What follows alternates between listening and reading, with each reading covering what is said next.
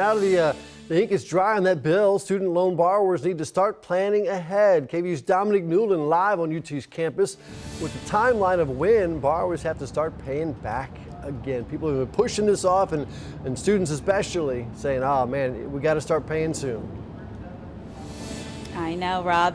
And it's coming up soon. Student borrowers, they have to start paying their loans back 60 days after June 30th. So the clock is ticking, and right now the Biden administration's plan is being considered by the Supreme Court, but whether it is approved or not, this date is not going to change. So let's talk a little bit about what this means for those student borrowers. Now, student loan repayments, like I said, this is going to happen for all borrowers with a federal student loan balance, regardless of whether or not the Supreme Court allows or strikes down the Biden administration's one-time plan. If it goes through, all non-Pell Grant recipients who have more than $10,000 in student loan debt would need to start repaying in that 60 days after June 30th. Or if they're a Pell Grant recipient, anyone who has more than $20,000 in student loan debt would need to be paying back their balance.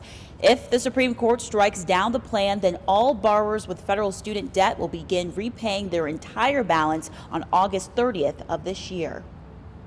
A lot of students don't realize that there is a default set payment plan, which is the standard repayment plan that everyone gets dumped into. But that might be not the plan that's best for you.